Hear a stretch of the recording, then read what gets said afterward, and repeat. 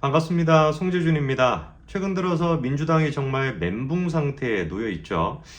민주당이 멘붕 상태에 놓여 있다라는 것은 대한민국이 정상화가 되고 있다. 이렇게 이제 우리가 생각하면 됩니다. 사실상 미쳐 있는 정당이다 보니까 얘네들이 좋아한다라는 것은 대한민국의 악이 되는 것이고 얘네들이 싫어하고 당황한다라는 것은 대한민국이 정상화가 된다라는 거겠죠. 이번에 이제 그 법원이 굉장히 상식적인 결정을 내려줬습니다. 어떻게 된 게 뭐 헌법에 대해 가지고 최고 이제 그 기관이라고 할 수 있는 헌재 같은 경우는 나날이 미쳐 날뛰는 모습을 보여주고 있는 반면에 정말 그럼에도 대한민국의 사법부가 죽지는 않았구나. 일선 판사들 가운데 판사님들이라고 해야 되겠죠. 판사님들 가운데 여전히 이 양심의 목소리를 듣는 분들이 계시구나라는 생각에 얼마나 우리가 많이 이게 좀 위로가 됐습니까? 뭐 다른 거를 얘기하는 것이 아니라 윤석열 대통령에 대한 구속이 이번에 취소가 됐죠. 이 구속이 취소가 된 거는 여러 가지 큰 의미가 있습니다만 일단 제가 아주 간단하게 딱 한 가지만 말씀드리겠다라고 한다면 검찰과 공수처의 사기 구속이 사실상 드러났다.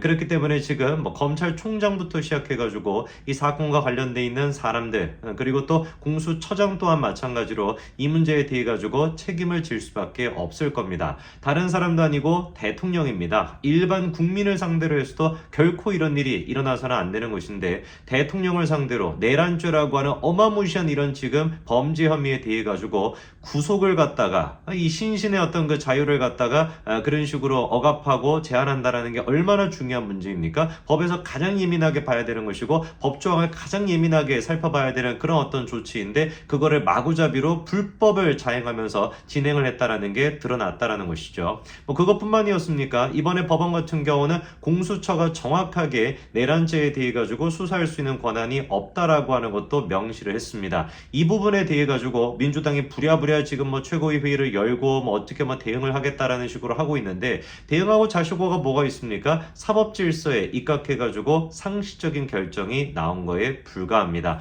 비상식적 그 자체라고 할 수 있었던 헌재 그리고 또 민주당은 이 문제에 대해 가지고 엄격하게 우리가 책임을 물을 수밖에 없겠죠.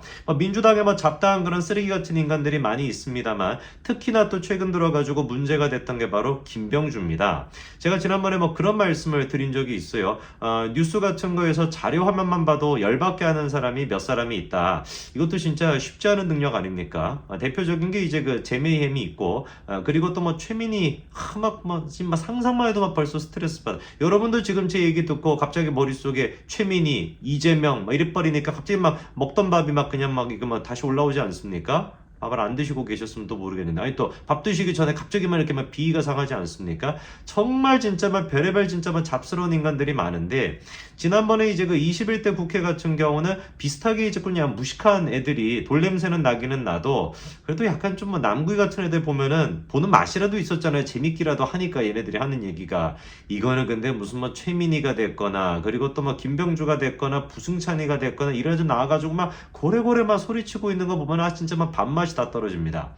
근데 병주가 이번에 진짜 심각한 상황에 처했어요. 그러니까 이제 어제까지만 하더라도 그러니까 구속이 이게 취소가 될 거라는 거를 아무도 예상하지 못했고 민주당 또한 마찬가지로 예상하지 못했는데 어제까지만 하더라도 곽종근에 대해 가지고 김병주가 그런 식으로 회유했다라는 거 아니 사실 회유가 아니라 압박을 하고 협박했다라고 하는 그런 논란이 불거졌을 때만 하더라도 어제까지만 하더라도 병주가 뭐 이따 이까짓 거 그냥 뭐 밀어붙여가지고 그냥 뭐 없었다라고 얘기하면 되는 것이지 뭘 대수야 라고 생각을 했겠지만 이번에 법원이 윤석열 대통령에 대한 구속 자체를 취소하게 되면서 이 김병주와 관련된 이슈는 더 커질 수밖에 없습니다. 그래서 국민의힘 또한 마찬가지로 이 문제에 대해 가지고 한번 언급하고 그냥 말 문제가 아닙니다. 이거는 어마어마하게 심각한 문제거든요. 사실상 지금 이 윤석열 대통령에 대한 탄핵 그리고 또 내란죄에 있어가지고 첫 시발점이 됐던 게 곽종근의 그 발언이었잖아요. 그 발언 자체도 얼마나 논란이 많았습니까? 인원이라고 했다가 무슨 뭐 의원이라고 했다가 요원이라고 했다가 결국엔 또 인원으로 돌아가고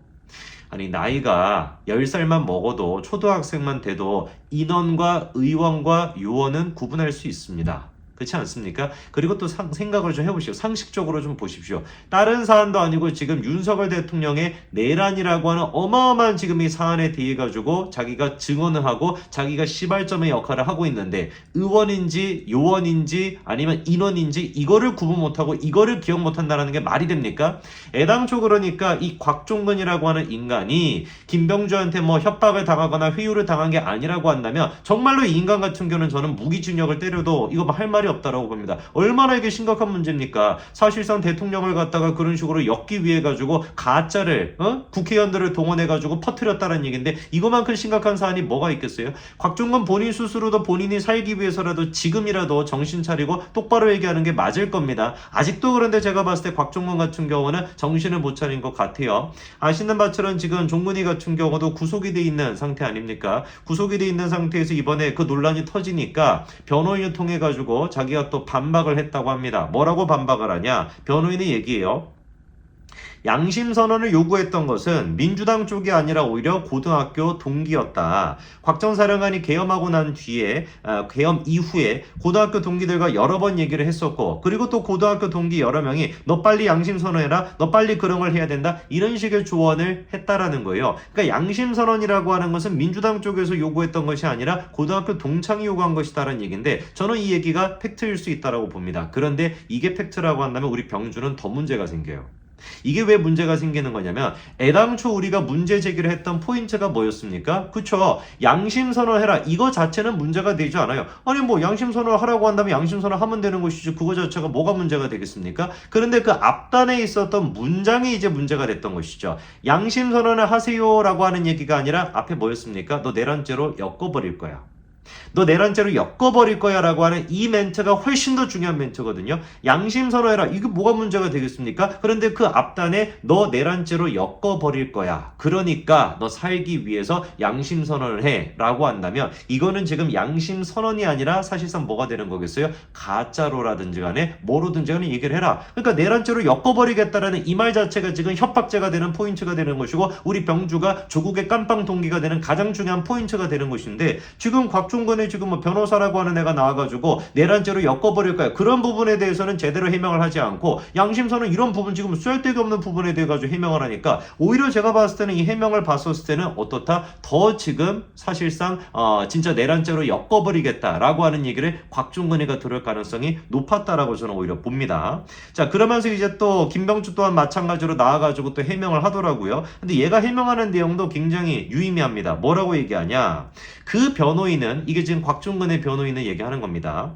그 변호인은 김병주 의원이 내란죄 처벌을 언급했다면 만나지 않았을 것이라는 곽종근의 발언을 공개했다라고 얘기하는데 이 지금 발언을 공개했다라고 하는 얘기는 이번에 이제 곽종근이가 깜빵에서 한 얘기입니다. 그러니까 이번에 녹취록이 공개가 되고 그리고 난 다음에 곽종근의 변호인이 곽종근을 만나고 난 뒤에 어떤 얘기를 들었다라고 하는 걸 변호사가 이제 공개했잖아요. 그거를 지금 김병주가 지금 반복하고 있는 것인데 저는 이게 무슨 의미가 있냐라는 생각이 들거든요. 아니 곽종근 입장에서는 지금 깜빵에 들어가 있다라고 한다면 지 유불리에 따라 가지고 아무 소리나 짓거릴 수가 있는 것인데 제일 중요한 거 내란죄로 엮어버리겠다라고 하더라 라고 하는 말은 어디에 있는 겁니까? 상황 유불리에 따라 가지고 바뀌고 자시고 하는 것이 아니라 철저하게 이미 곽종근이가 했던 말 녹취록으로 그게 남아있는 거 아닙니까? 녹취록 자체에 대해 가지고 그거를 부정하든지 녹취록 자체가 그 얘기가 사실이 아니다 이런 얘기를 하면 또 모르겠는데 그런 얘기는 한마디도 지금 하지 못하면서 뭐라고 얘기하는 거야? 야 곽종근이가 이번에 나와가지고 하는 얘기 들어봤지? 곽종근이가 뭐라고 한다? 이것 봐봐 곽종근 같은 경우는 김병주가 무슨 뭐 내란죄로 언급했으면 내가 김병주 만났겠냐 이런 지금 사후 문제만 얘기하고 있다라는 것이죠. 우리가 지금 얘기하는 건 사후에 지금 곽종근이가 뭐라고 얘기하냐 그게 지금 중요한 게 아니라 녹취록에서 언급이 됐던 내란죄로 엮어버리려고 한다라고 하는 이 부분에 대한 팩트가 필요한 것이고 이 부분에 대해 가지고 김병주나 곽종근이가 해명을 해야 되는데 그 얘기는 아무것도 못하는 거예요. 녹취록이 다 공개가 되고 난 다음에 이제 와가지고 아이 뭐 김병주가 그때 나한테 뭐 내란죄 이런 거 언급했으면 제가 만났겠습니까? 그게 무슨 소용입니까? 이미 녹취록에 내란죄로 엮어버리겠다라고 하더라. 그때 이제 구체적인 내용이 또 뭐였습니까? 당시 나왔던 얘기가